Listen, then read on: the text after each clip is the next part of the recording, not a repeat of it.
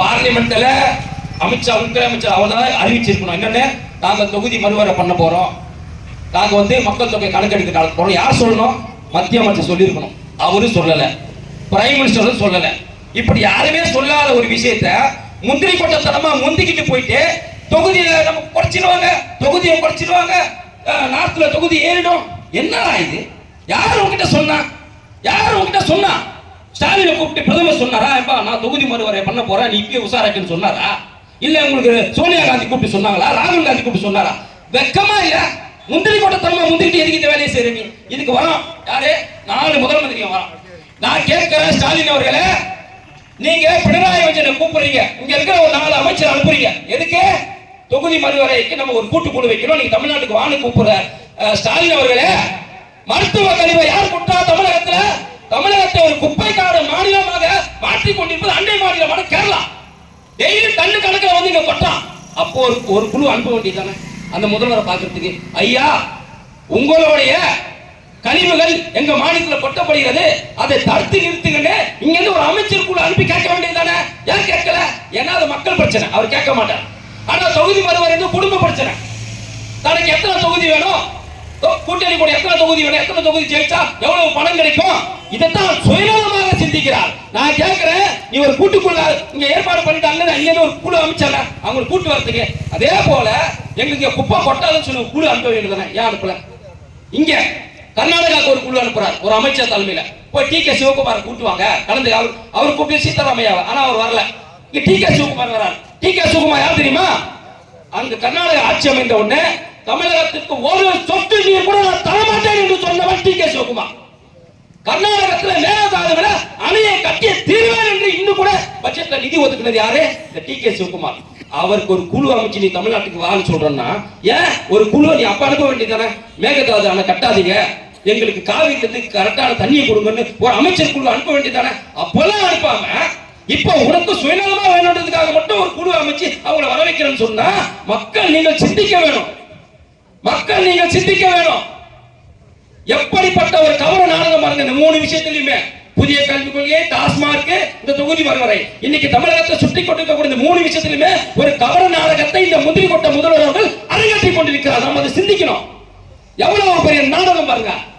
அதாவது எங்க தலைவர் சொல்வார், அண்ணா என்பவர் 1967 இந்த இந்தி திருப்பி என்ற ஒரு விஷயத்தை வைத்துக் கொண்டு ஆட்சியை பிடித்தால், ஆனால் எங்கள் அண்ணாமலை என்பவர் இதே இந்தியை வைத்து தமிழகத்தில் திராவிட முன்னேற்ற கழக ஆட்சியை அகற்றிவிட்டு பாஜக தலைமையிலான தேசிய ஜனநாயக கூட்டணி ஆட்சியை வர வைப்பார். இதே இந்தி விஷயத்துல. ஏன்னா அவர் சொன்னது 1 கோடி கையெழுத்து சொன்னது ஏப்ரல் 31.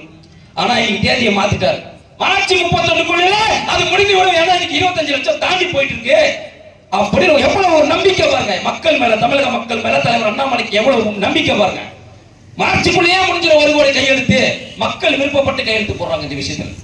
அப்ப இந்த தொகுதி மறுவரை போது நான் கேட்கிற ஸ்டாலின் அவர்கள், இப்ப தாம்பரம் மாநகராட்சி இருக்குல்ல, அதுக்கு முன்னாடி நகராட்சி ஒரு 5 நகராட்சி சேர்ந்தது ஒரு மாநகராட்சி இப்ப மாத்தினாங்க. எதுக்கு மாத்தின?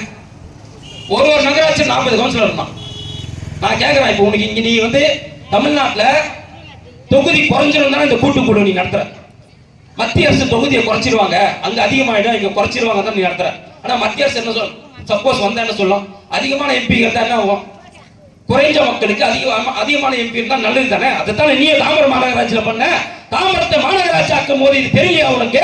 40 கவுன்சிலர் இருந்தா ஒரு நகராட்சிக்கு, அப்ப கிட்டத்தட்ட 5 நகராட்சி 200 கவுன்சிலர் இருந்தா.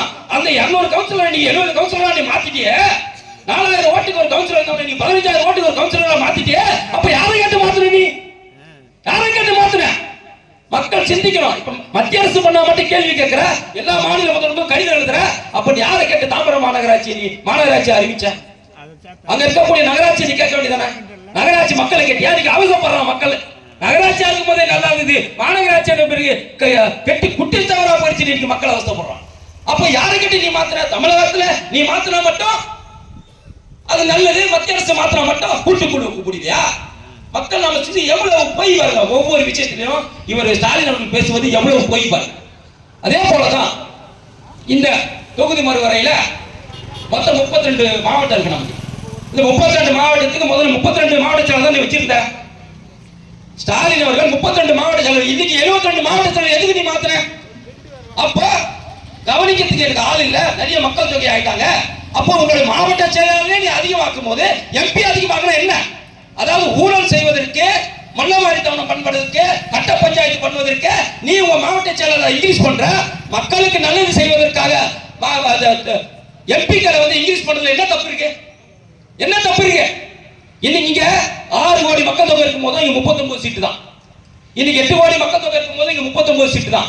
ஆனா அங்க உத்தரப்பிரதேசத்துல கொஞ்ச நாளைக்கு முன்னாடி 75 சீட்டு தான். இப்ப 75 சீட்டு தான். ஆனா எவ்வளவு மக்கள் தொகை தெரியுமா? 20 கோடி மக்கள் தொகை. அங்க இங்க 8 கோடி மக்கள் தொகை 40 சீட்டு வச்சிருக்கிறிய, அங்க 20 கோடி மக்கள் தொகை 75 சீட்டு தான். அவன் கேட்க மாட்டானா? அங்க இருக்கக்கூடிய மக்கள் கேட்க மாட்டாங்களா? நாம சிந்திக்கணும். முகலாய ஆட்சி காலத்துல அதிகமாக பாதிக்கப்பட்டு தென்னிந்தியா கிடையாது, வட இந்தியா. முகலாயர்கள் நமது இந்துக்களுடைய குழந்தைகளையும் இந்துக்களுடைய இந்து பெண்களையும் கற்பழித்து அவர்கள் மதமாற்றம் செஞ்சாங்க. நம்மளுடைய இந்துக்களை வெட்டி கொண்டாங்க. அதிகமாக பாதிக்கப்பட்டது வட இந்தியா. அதனால்தான் பிஜேபி இன்னைக்கு தலையை தூக்கி வச்சு கொண்டாடுறான். ஏன்னா இந்துக்களுக்கான கட்சி எதுவுமே இல்லை எங்களுக்கு. எங்களை கொண்டு குவித்தார்கள், எங்களை சாகடித்தார்கள் முகலாய மன்னர்களும் இந்த கிறிஸ்தவ நம்ம இந்த கிழக்கிந்திய கம்பெனியும் இந்தியாவை நாசமாக்கியது தென்னகத்துல கிடையாது, வட இந்தியாவில. அதனால தான் அந்த நன்றி கடனாக இன்னைக்கு பாஜக கிட்ட இன்னைக்கு இவ்வளவு வட இந்தியர்கள் விருது கிடைக்கிறார்கள், இவ்வளவு நன்றி கடனாக இருக்கிறாங்க சொன்னா அதற்கு காரணம் எங்களை காப்பாற்றக்கூடிய ஒரே கட்சி பாரதிய ஜனதா கட்சி.